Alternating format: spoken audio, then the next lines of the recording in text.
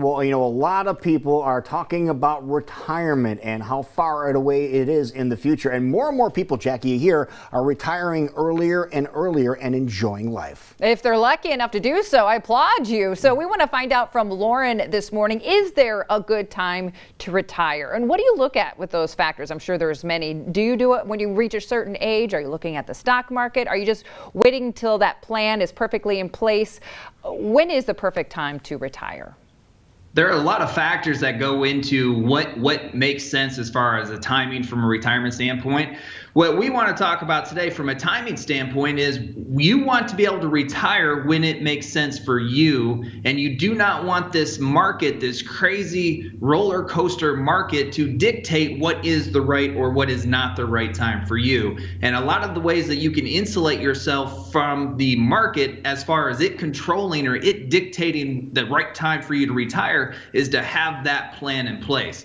The S&P 500 this year has been down over 30% at one time year to date. It's only down 6% year to date right now. And a lot of people were really freezing during March when the market was down so much. But now is a great time to kind of reevaluate where you're at from a retirement planning standpoint, put a plan in place to make sure that when the timing is right for you personally, that the market doesn't come in and crash your retirement plans. Lord, nowadays, what are people using as a target age to retire? Because for years, it was 65. That was it. You retired when you were 65. And this has moved a little bit over the years, hasn't it? It might surprise you a little bit, Lou and Jackie, that the average age for men to retire is about 60 and the average age for women to retire is about 62. So a little younger than you expected. Yeah. Again, I could only hope for that happening one day. So congratulations if you are able to do that. Of course, getting experts like yourself helps to put that in place. Because to me, what you're saying is don't put all your eggs in one basket. That's why you create a plan. And if you're relying on the stock market as your major plan, not that it can't be used in a wonderful way, that's when you're going to fall into some issues. That's exactly right, Jackie. I couldn't say it much better than that. Many people use the stock market as an income engine in retirement, and that's exactly how they should not be using it. The stock market is a growth engine, so you should use it for long-term growth and accumulation, but we should not try to depend upon these dividends and the stock market as an income engine in retirement. Because if you're depending upon the stock market to deliver income that you're going to live on, when the stock market goes down like it does this year, then your lifestyle is also going to go down because your income is going to go down. And an appropriate retirement income plan should involve diversification in many asset classes, many different types of investments, and then your income should be delivered from investments that are not nearly as wild and volatile as the stock market. So you're saying use the stock market and exercise your ability to move things around getting up to the retirement age, but once you get to the retirement age, you have a plan in place where you have something that's a little bit more reliable.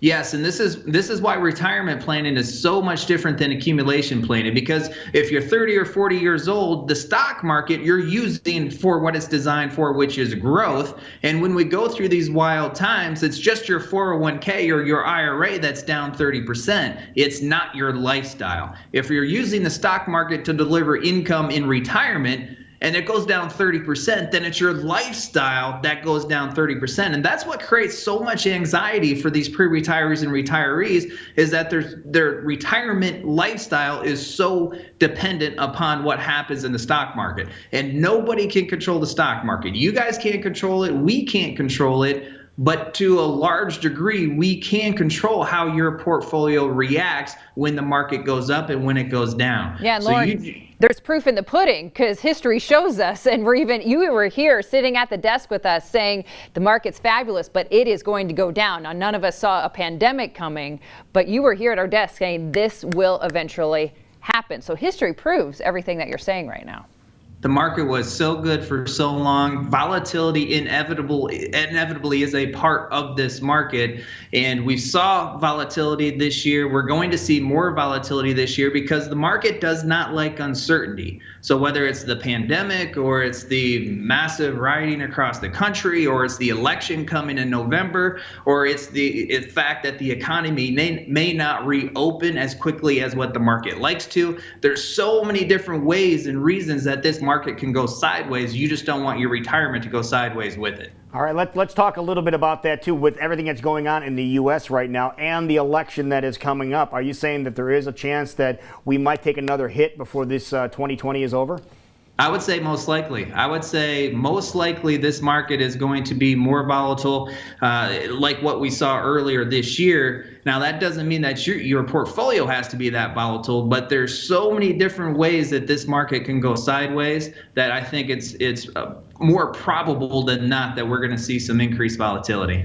Which is why it's important to say don't just rely on the stock market when you're making your ultimate retirement plan. Well, besides educating us this morning, Loren, which you're always so incredible at doing, people can continue to learn from you online in a virtual way with amazing classes and webinars. Talk about that a little bit.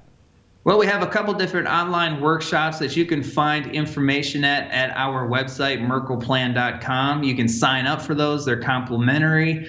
We offer a couple of them every single week. We have another one that's coming out that's pretty cool. It's author David McKnight, who authored Power of Zero, which talks about tax planning in a really specific way. And we're going to announce some information on that one coming out this week as well. Wonderful. Loren Merkel, always great advice, and just people, we're taking a roller coaster ride again. It could happen again, but we can get through this with some great advice, and that's exactly what you provide. Thank you so much. Thank you so much, guys. Have a great week. Yeah, Thank you too. All right.